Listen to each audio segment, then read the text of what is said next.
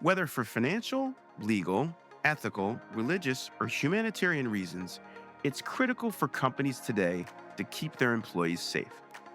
This is true across industries, but that responsibility is especially apparent in the manufacturing sector, where a large number of people are operating large and potentially dangerous machinery. Let's say you're a global health and safety manager for a multinational automotive supplier. You're not just responsible for protecting your workers in only one factory or even multiple factories in one country. Rather, you're responsible for a vast number of different types of facilities across many countries and across many regions with different regulations, cultural norms, and risks. Safety is not only a priority for you, but a fundamental requirement. You're acutely aware of the need to elevate your machine safety practices to meet rigorous international standards. But how? While you know that you need to conduct a machine safety risk assessment to pinpoint safety gaps, how can you conduct the assessment across so many different countries? And once you do, how can you make sure you're proposing bespoke, culturally relevant, and locally effective solutions for each location? Not to mention solutions that meet all local and national requirements. This is one example from one industry that demonstrates the complexity and the need for local knowledge when addressing occupational health challenges. Plus, the landscape and the risks continue to evolve. Today, we'll hear from EHS experts from Switzerland, New Zealand, and the US who will share their perspectives on the challenges and trends regarding occupational health. Let's dive right into how we're rethinking occupational health to build safer workplaces for all. I'm excited to be joined by Alizabeth Aramowicz Smith, Senior EHS Consultant at Antea Group USA, and Bruno Zapata, Senior EHS Consultant at Tonkin Taylor. Elizabeth has over 25 years' experience and works primarily with global companies across various industries. She specializes in global EHS compliance management systems development, EHS policy analysis, international EHS inspections and trend analysis, EHS training and development, and management of environmental compliant projects for corporate and regional leaders. Bruno has over a decade of experience in identifying physical and psychological hazards, implementing robust safety programs, and evaluating safety performance to protect individuals and organizations alike. Towards the end of the episode, we'll hear comments from Sofiane Kessouar, Senior EHS Consultant based in Switzerland and working at Baden Consulting. If there's anything in this episode you'd like to learn more about, head to the Inogen Alliance website linked in the show notes below. Now let's get into the conversation. So, to get us started, can you just describe, I'll ask Elizabeth to go first, how do you define occupational health? Well, I think I'm going to talk to you from an American based practitioner and then maybe talk as a global strategist. And then Bruno probably can pick up from that really well.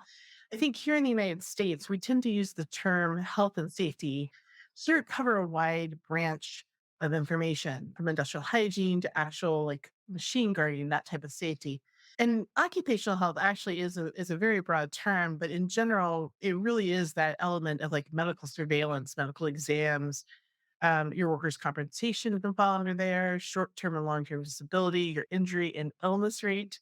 And that to me is much more of the occupational health because we're talking about that public health component of being safe with our workers. But we don't necessarily here in the US define it that way as much as they do abroad. And Bria, I don't know if you find that to be true or not. Yeah, I like to see this from a holistic perspective. I think for me, it's all about keeping people safe and healthy at work. It actually involves identifying and managing risks that could lead to accidents, illnesses. They can be physical, chemical, biological, but ultimately the goal is to create a work environment where everyone can work without compromising their well-being. And in essence, it's about ensuring that the workplace supports the overall health and safety of the people. Great. Okay, so we're talking about being safe at work. And if I'm thinking about this from a global perspective, That's going to mean different things in different markets, different regions, whether you're a first world or a, modern economic society, an emerging society, or some place, I don't know, in between. I don't even know how you kind of categorize the different levels of that conversation, because I don't think people use first world, second world, third world in those terms anymore. So can you tell me, in the regions in which you operate, because I know that you individually as experts might operate in multiple regions of the world, how do they kind of differ, and how do you classify them and monitor any sort of trends that are moving? As I say, in the United States, we even have differences between our states. So, for example, Cal OSHA has a much more stringent regulation on things like workplace violence, whereas the Washington state and Oregon, there are more ergonomic issues and there are ergonomic regulations there are in the Fed. And so, a lot of times when we're talking with clients, we're really looking at where they are in the world because the strategy does change. Risk assessment, Bruno was just talking about risk. Here in the United States, we do what's called job hazard analysis. Unless you're a global company and you're trying to balance your portfolio, and that's when the risk assessment comes in. But we have to train folks on that word and that term because not all countries have the same version of what a risk assessment is and how risks are evaluated. Is this task? Is it the facility?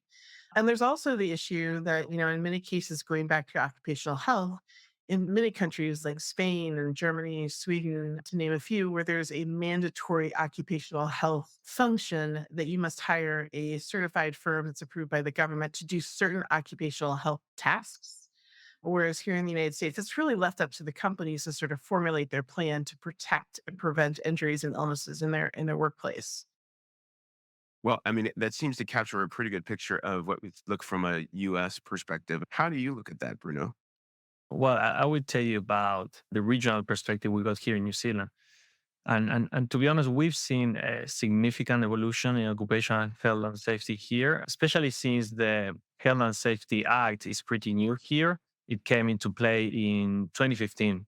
And this legislation has been a game changer, honestly, because it puts more responsibility on employers to proactively identify and manage workplace risks. Look, I moved into New Zealand in 2017. And since then, I've noticed a growing recognition among companies that it's more effective and economical to prevent workplace accidents rather than dealing with the consequences. And I think there's a clear trend towards investing in preventative measures to create a safer work environments. And you ask also about new trends. And I was thinking that mental health has become a big focus now. Issues like work related stress, anxiety, and depression are now seen as major factors that can affect not only the well being of the person, but also the productivity. So I can see now more and more companies stepping up to offer support, counseling services, and even mental health training. I think it's an important trend that we're actually seeing codified into regulations. In Europe in particular, we're seeing that psychosocial element of a risk assessment must be completed. Here in the United States, total worker health, which is a new construct, is sort of one of the ways that many companies are sort of creating an arch over again. That idea of I got to have a strategy that fits everyone in my company. And that deals with both that wellness concept, but also like all the human resources and benefits, your communication and mentorship, diversity, equity, and inclusion. It's a trend that's building, and there's a number of schools of excellence here in the United States, and I think that's a really interesting trend to watch here. I don't necessarily think here in the United States that wellness, well, we talk a lot about it, has been put into the regulation as a mandatory item. But those companies that want to attract the best talent and keep the best talent, these are important elements that they need to incorporate and are incorporating in many of the tech clients, for example, because they know it's important to their employees. They know that it's an odd time to be an employee with a lot of tensions in the world that could be distractions from work, as well as work itself can be a very tense situation. And so having those services is becoming much more normal, which I think is going to be great for the workforce overall. At least in my mind, because it builds that communication. You have that constant loop of feedback. I think it's really important. So if I'm hearing you guys right, you're basically saying it's better to try and prevent the harm than to try and repair from it, right? To think Oh, about how 100%. to make workplaces safer, environments better, and that there are local trends that are driving these things, local awareness. There are some local perspectives that are driving this about taking care of workers, but there are also some regulatory trends like EU regulatory trends that impact the ability to execute. Some of the Yeah. things are mandatory, some of the things are setting a framework around how you get into it. And So, we shouldn't necessarily just say EMEA, just by the way, because I know like Peru, for example, psychosocial requirements and Indonesia, these in Singapore, those requirements have been there. Some of them are becoming more mandatory. They were voluntary. So, I mean, I do think there's just a pivot in the world right now. do you see that certain regulatory structures or guidelines are influencing different parts of the world? Yeah, I would say so. I mean, for example, here in this region, we mirror Australia, what their regulatory requirements are over there. And usually they are the first to make a change and then we adopt that. But usually when we do that here in New Zealand, we also try to embed that regulation into how the local communities work here. We try to also include the Maori values into that. So it's it's interesting to see how smaller countries see the biggest one, the big actors in the world. And we also learn from the things that don't work in the other places as well. Well, I think one of the things I have always liked about Australia and their regulations, they put out very prolific guidance documents. So, and I think, Phil, I think we talked about this before that, there are some countries that are very prescriptive. Here's how we want you to do it: one, two, three, four, five, six. And there are some countries say manage the risk. And they give you a bunch of different ways to do it. And it's really at the luxury of your company and your position to then work with your company to fit your culture.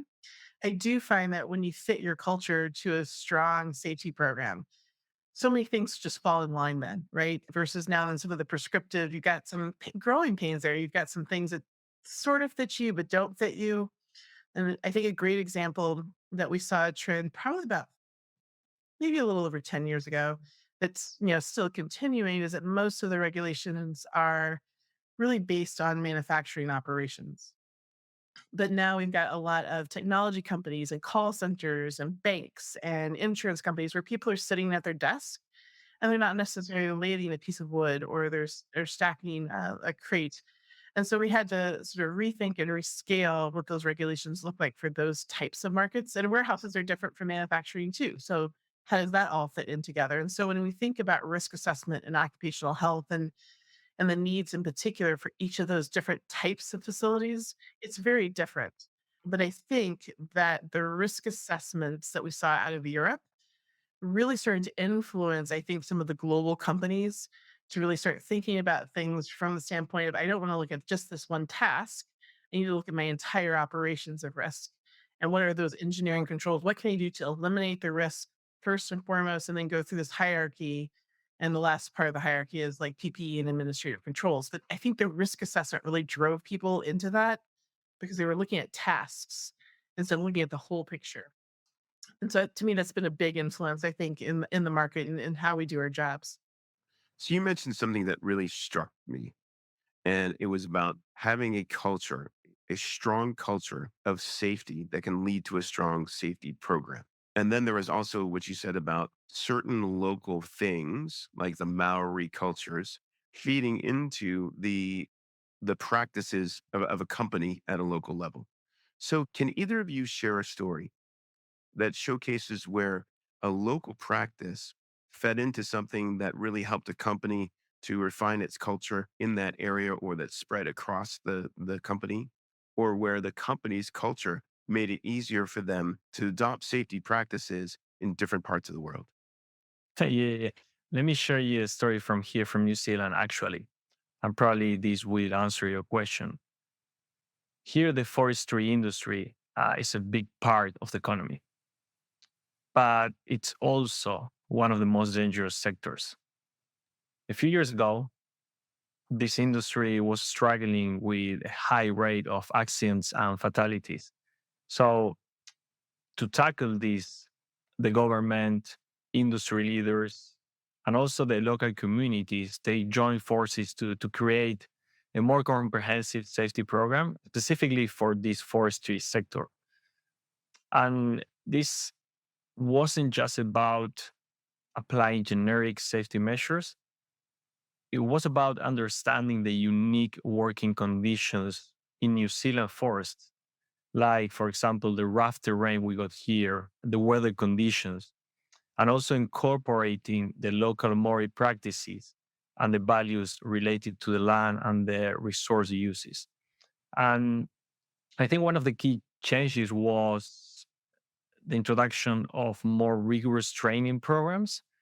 And these programs included not just safety protocols, but also cultural awareness, helping workers to understand the importance of their roles within the industry and the local community. And of course, they also develop better emergency responses, other strategies that suit these remote locations. And honestly, this localist approach led to a significant drop in accidents and fatalities. It really shows how important is to consider the local context in these global occupational health programs.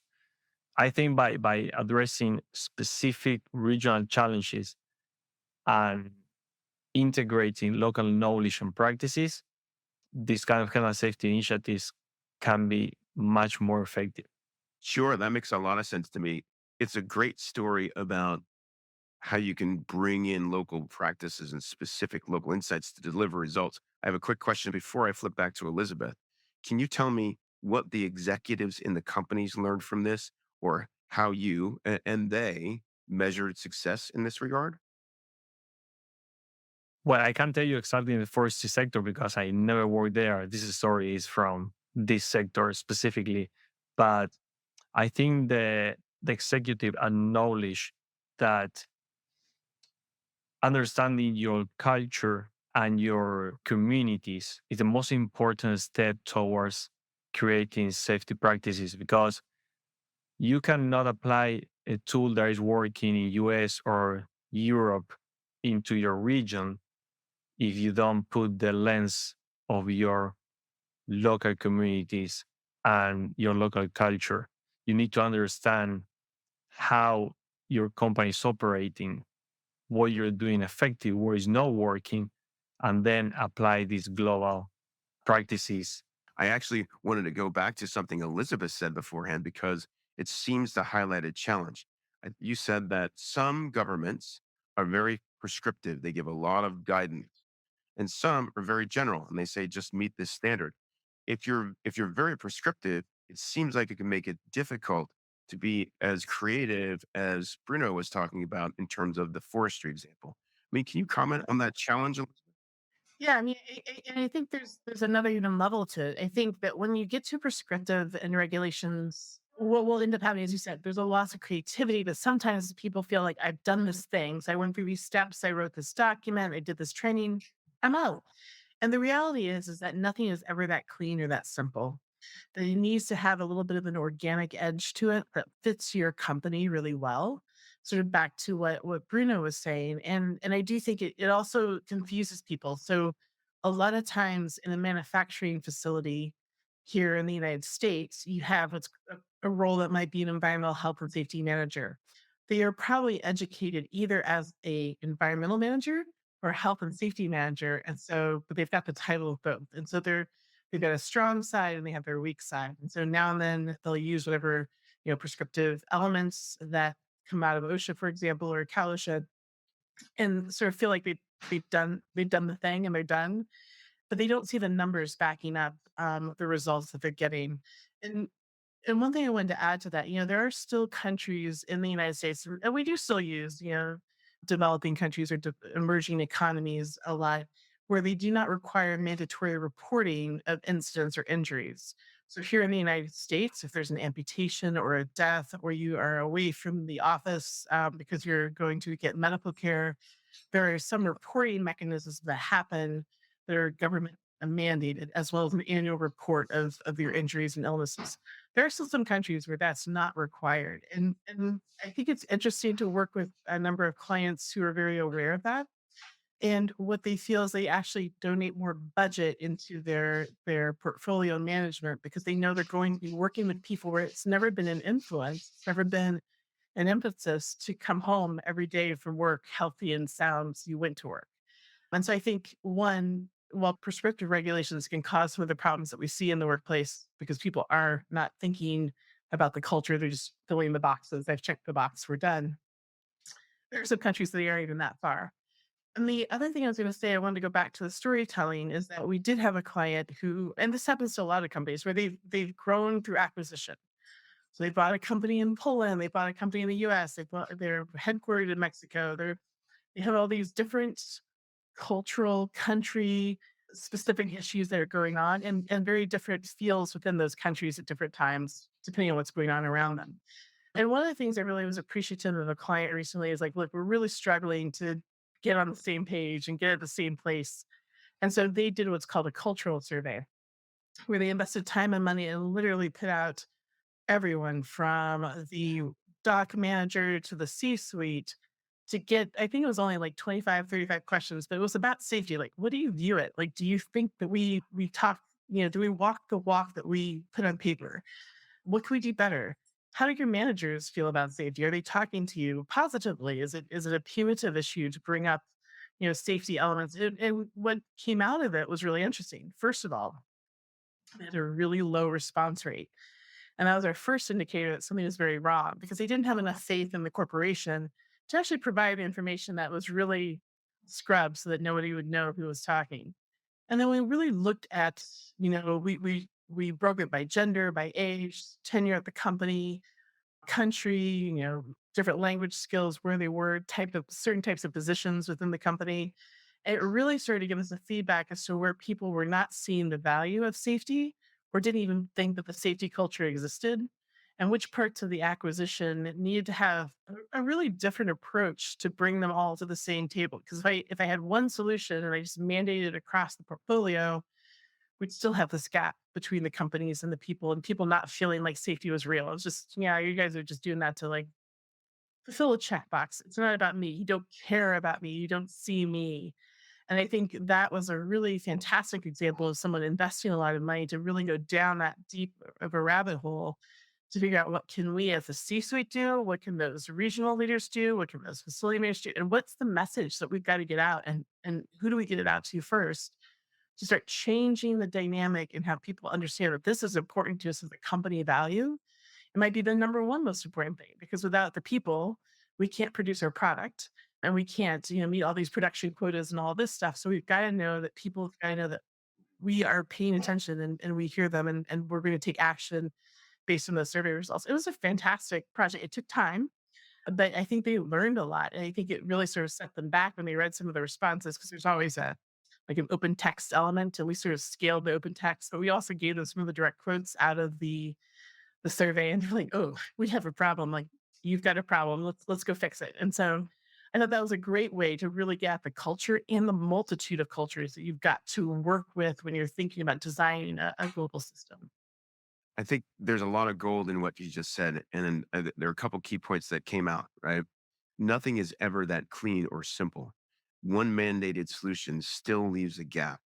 Coming home from work safe and sound actually sounds like a luxury in some parts of the world because it's not an expectation that you're going to come home as healthy as when you went to work, which is probably a big cultural challenge. It leads me to a question. As a result of those culture surveys, how does your expertise and engagement with the client help people either get out of trouble or create opportunity, whether it's internal or external or both? And by internal, I mean like inside of the corporation, or external being like publicly to shareholders to partners. Can you comment on that?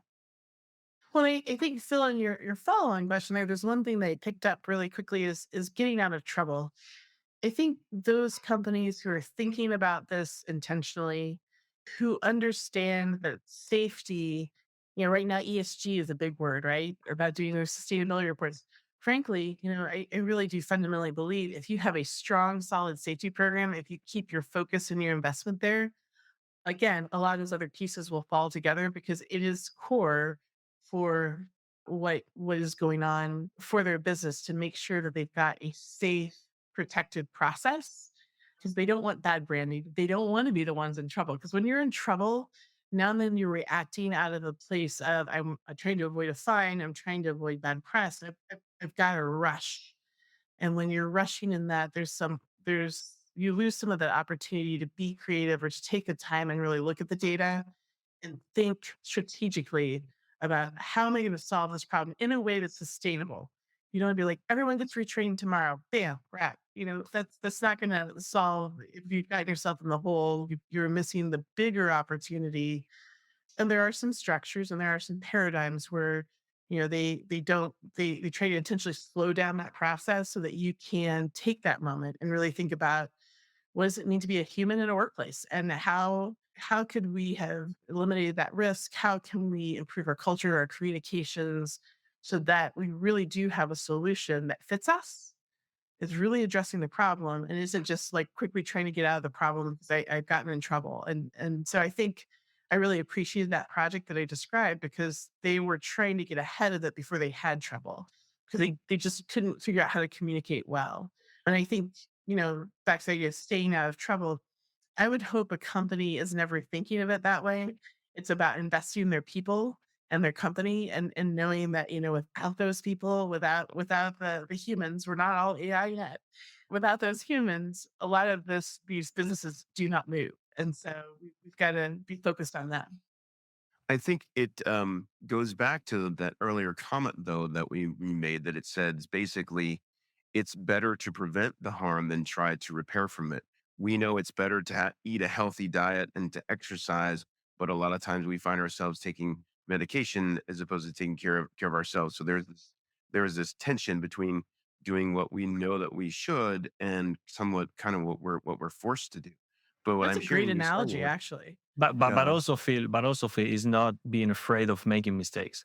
mm, Is understanding that when we have in health and safety we call near misses or incidents. Some companies they freak out when there's an incident. We don't want incidents, and there's a lot of opportunities to learn from near misses, to learn from incidents. So some companies they want to quickly resolve a case or they want to quickly close something, but you need to use that as an opportunity. You need to engage with the stakeholders and you need to try to understand, okay, what is actually the root cause of this event so I can prevent this. And then you can apply that in your life for everything, for eating habits, for sleeping habits, for whatever you want in life. Just try to identify the root cause. Yeah, and I think you hit on something there. So in the United States, the idea of near misses and how they're utilized, there's multiple paradigms. Two of the most common are behavior-based safety, which is really looking at those near misses or sort of looking at how you have your managers every day, sort of looking like our ladders being used correctly. Are we working at heights correctly? And there's another paradigm, and they're not isolated. There's a great Venn diagram where they should overlap, which is called human and organizational performance or HOP. And what I like about HOP, and it gets to what Bruno was just saying, is that when there's an incident, rather than just running this investigation, and there's a lot of formalic ways to do this, the five whys, these different ways, like what is the root cause? They have what's called learning teams, and they sort of soak into the event. They take a beat, and they really sort of. It's not about what did the employee do wrong. How is the system built wrong for the employee to interact with it? Like, what do we need to do here to like make sure that we've got a safe environment? And I think it's a fascinating way for companies to look at that. And we have clients that are definitely in that space, and we try to support them. We have clients in behavior based safety who still do five whys, totally support them too. But it is really interesting to see how these different ways to get at a root cause that helps a client hopefully not just I found the root cause, I fixed it, I'm done, but to really embrace that and say this is part of our continuous improvement. This has happened. We want to look at all of our facilities on this issue. Are we all, are there some other good ideas we need to bring forward? How do we take this moment and mature versus just I put a band-aid on it, we're good, and move on. And also, Elizabeth, how important is having a no blame culture in the company? Yes. I mean, It's just huge. taking away the blame from the person. And that's the reason why we put so much effort in creating systems in health and safety, because we acknowledge that as human beings, we are going to make mistakes. So that's part of who we are. So just take away the blame from the Stigma, person, try yeah. to identify, okay, what can we improve here in the system, in the process, in the training.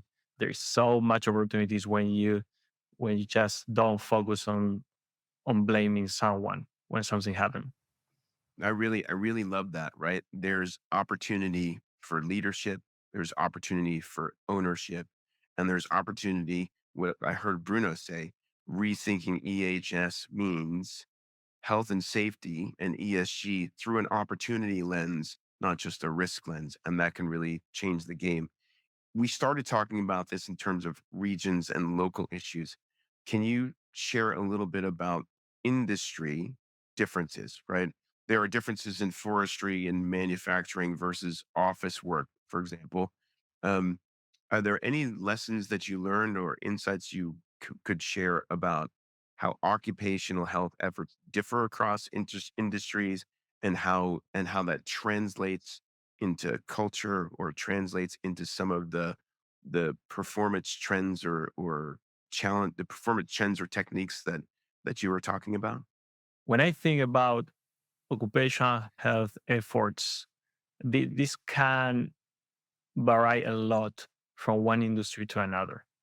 And I personally think this is mainly for two reasons. One is the unique risk that each industry has, and the other one is sometimes how obvious those risks are. So let's take, for example, the asbestos removal industry in New Zealand. Here, the danger is very clear and it's immediate. So the exposure to asbestos can lead to respiratory illnesses and even cancer. And because of these high stakes, there's a massive effort to minimize exposure and to protect the workers. But on the other hand, in industries where hazards aren't so obvious, like an office environment, the approach is quite different. I think in these settings, employees might deal with issues like burnout, bullying, harassment, stress, but these problems that are very serious and can impact the mental, the physical health are not as immediate or visible or life threatening Mhm. as asbestos exposure, for example. And they often don't get the same level of attention from the regulators or from smaller companies. This is a great example, right? But because it's more visible and it has a longer history of the science proving out the impacts of asbestos linked to cancer or respiratory illness, it doesn't necessarily mean that it's less damaging to the company or to the culture or to the ability to execute or the ability to come home safely, come home healthy at the end of the day. Were you going to comment on that, Elizabeth? Yeah, I mean, I think Bruno was thinking of a specific example with this hazard. I think now and then the workplace type has some lack of acknowledgement of some of the risk, if that makes sense. Like think about, heat and cold. We're in a world that the climate's changing and we have a lot of manufacturing and warehousing that we don't air condition or heat the entire space. It really has only been probably in the past 5 years that we're really paying a lot more attention to heat risks and both hot and cold in those spaces because they do have long-term effects of, that some of them can be very immediate, right? And some of them can be a long-term impact to the physiological health of an individual that's working in those spaces. It's no different from ergonomics becoming more and more important when we work like we are working right now, or electromagnetic field sampling to understand how much exposure we're getting. Some of this is coming out of maybe one region of the world and it starts to impact the rest of the world because A lot of times we'll see that companies are like, well, why are the folks in Germany getting an occupational doctor and they're getting occupational training and they have to, well, it's mandatory, mandated by law. Well, why can't we have that here too? And so some of that also, there's a way that to a certain extent, there is a spread of some of these considerations through different types of workplaces, warehouses, manufacturing, offices, data centers. Very, very, a lot of focus on that in the news in the past couple of years. There have been deaths at data centers. And so people that are like, oh, wait, there's more risk here than we thought. And then just getting into that and really spending more time with that. So I think we're in a continual state of learning, and humans and the workplace are constantly evolving. I mean, I people find it funny when they come to my house. Remember how we used to have one little computer and one, now it's a laptop we carry it everywhere. When we're at home, we're at a docking station, there's like 5,000 screens.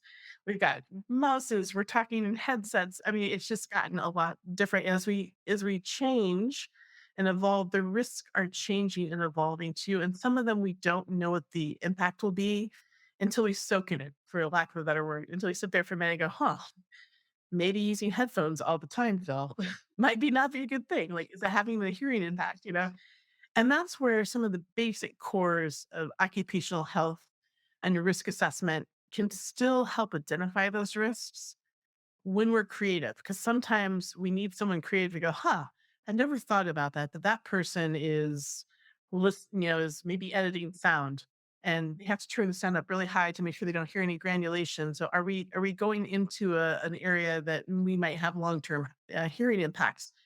It takes someone to start to think about the risk. It might take a country to start regulating that risk. And then again, as people like learn more about that, they see a positive impact in the workforce. More and more people embrace that concept and bring it into their own culture. And I think that's why that organicness, that organic growth isn't just in that industry or in that facility type. It's in the whole complex of those that are building these systems that we're managing these risks.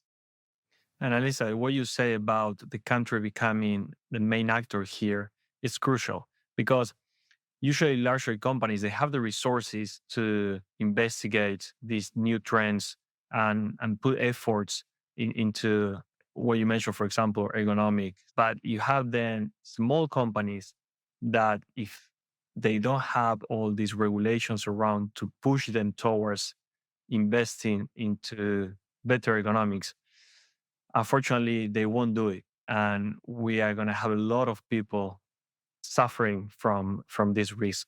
And why is it you think they don't do it? Like my hypothesis is something alludes to something you said.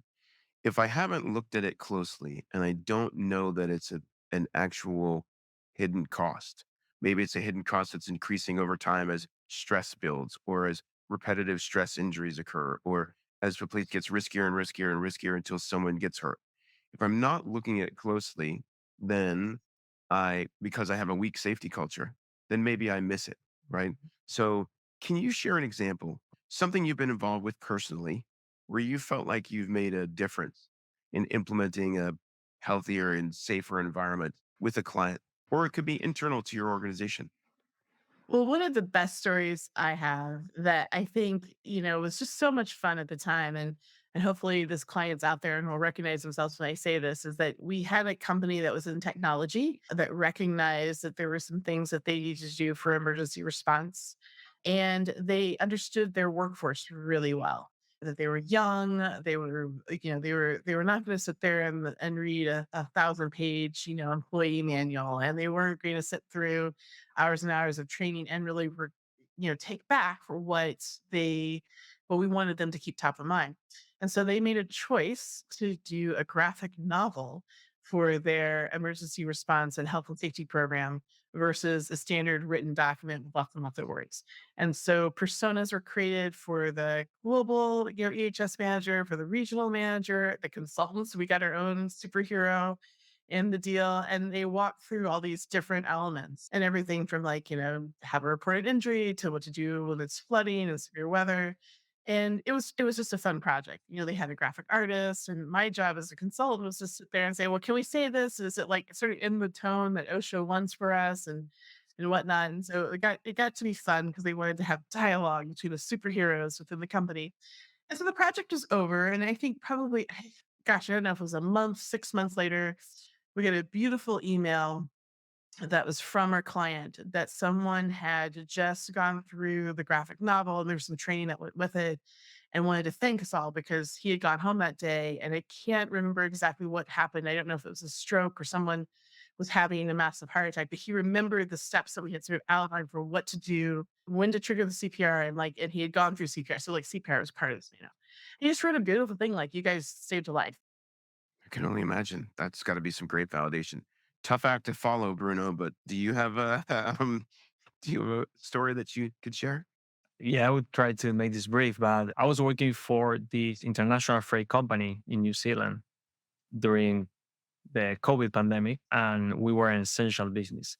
And COVID was new for everyone. We had to learn on the go, we had to adapt on the go, and we had to make people feel safe because the industry had to continue going to deliver vaccines, to deliver tests, to deliver a lot of essentials for medicals. And how you keep people safe during a pandemic when everyone is panicked. So we work day and night with the health and safety team in the APAC region and the global region as well to deliver different messages to the people and engaging with them and also listening to them because it's super important to have the feedback of the people and this consultation piece to understand, okay, what is your fear of being out there?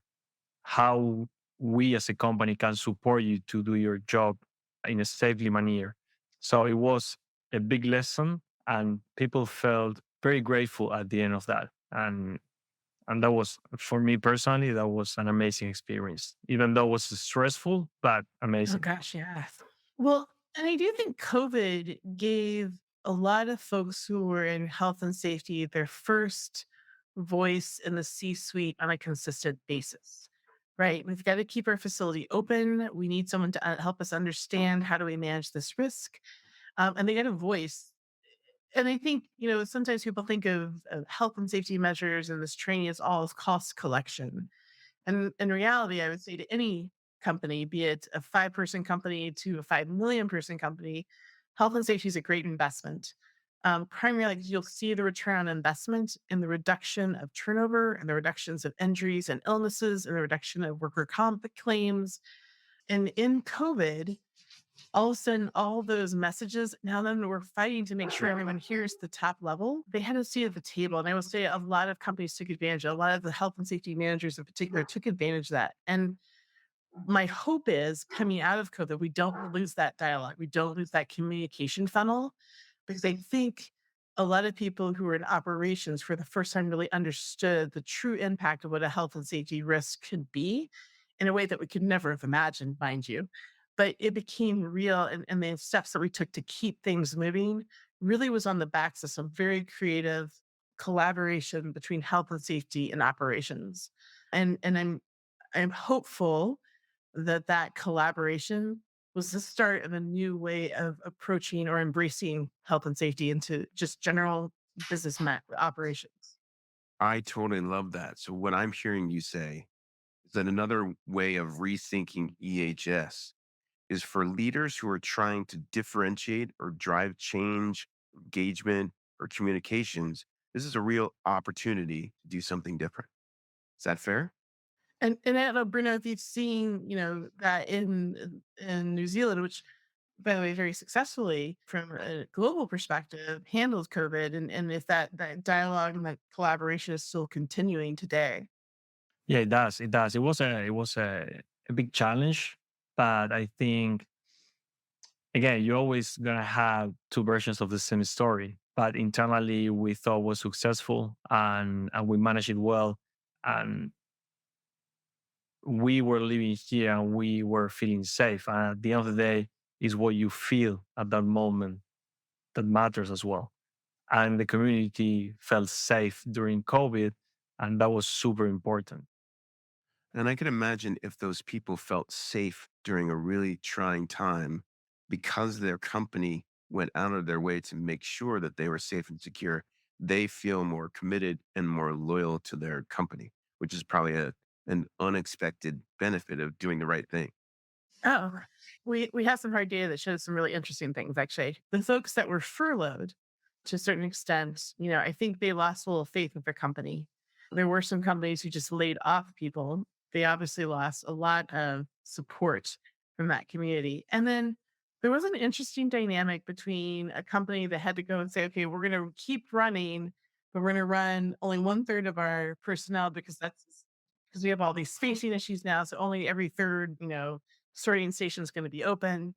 Every third desk is going to be open. So now we're going to work different schedules. And the people that were selected to work versus the people that stayed home, there was some tension, I think, when we came back amongst all those organizations. But while all this tension, all that data was coming along, and there was the great shift, the great resignation, the great rehire, the great, we have a lot of greats going on right now. I think what really came down to how you approach safety and how you communicated what you're doing affected that retention rate and affected the companies that people migrated to after it was all well. It's actually we have to be very aware. It's not over, right? COVID is still impacting a number of countries, and even here in the United States. So to understand that it impacted the brand or impacted the attraction of some companies based on how they looked at that response in particular. Absolutely. So we're just about out of time. Given what we talked about, do you have any handy tips or rules of thumb that you would give to a leader in occupational health today? Yes. There is no one size fits all approach when it comes to health and safety. I say this before, and every company has its unique culture, but it's about investing the time and effort to understand that culture and figuring out what each company really needs. And then it's about collaborating with the right people to create tailored solutions that genuinely helps people. I would say to other professionals, be open to feedback and consultation. Always ask questions and don't make assumptions. Avoid pointing fingers and always listening and talking to the people because they will let you know if the fancy health and safety system you set up, which you think is perfect, is actually working on the ground. And if I can say one more thing as a final message, I want to leave a reminder for my future self when I listen to this podcast again in 5 or 10 years. And I want to remember why I choose to become a health and safety professional. And if my answer is still, I'm here for the people, then I know I'm still on the right path.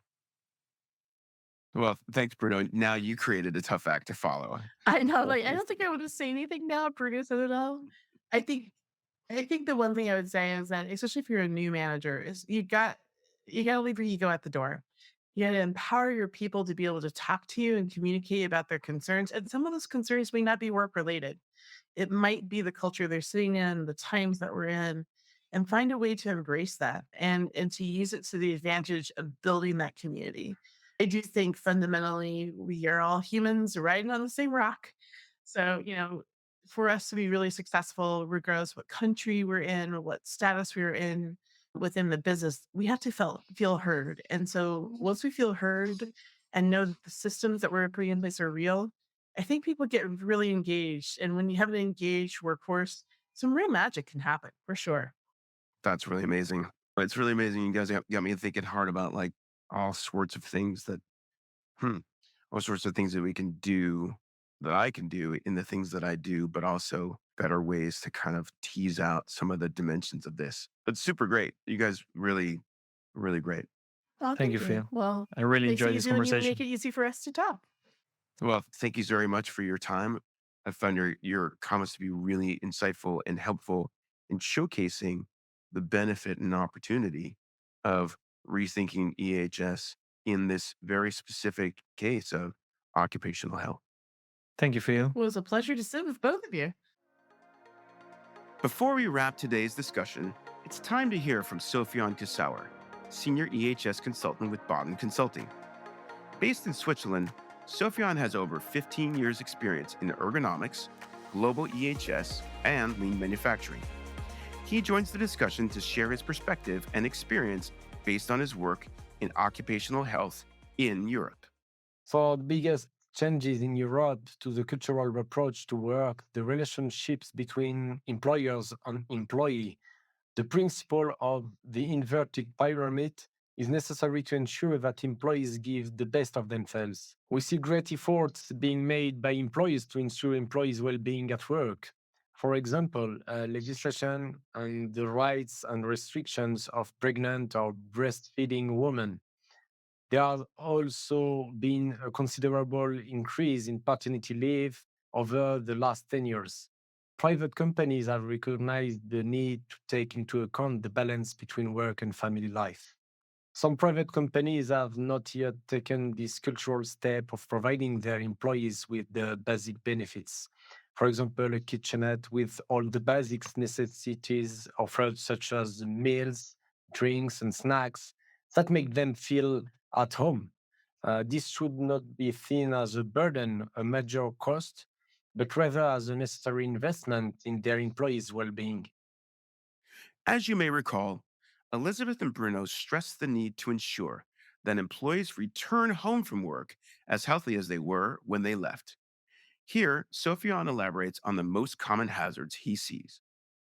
The main occupational hazards I have encountered on my clients' sites are the risks of falls or accident in the event of fire due to a lack of emergency preparedness teams.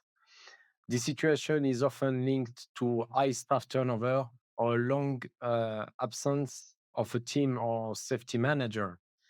The absence of safety managers opened the door to a lack of safety constraint, putting employees at risks. Like Elizabeth and Bruno, Sofiane also emphasized the importance of both understanding the nuances of different workplaces and acting on feedback from your employees. I had the opportunity to experience the launch of satisfaction surveys among employees to find out whether they felt good at work. Unfortunately, the responses were negative, even though well-being programs were supposed to be rolled out on site. Listening to employees and understanding their needs were key stages in the company's development, and these were fundamentally neglected. The subsequent development results could not be realized. It is essential to be present in order to understand the issue of well being in the workplace.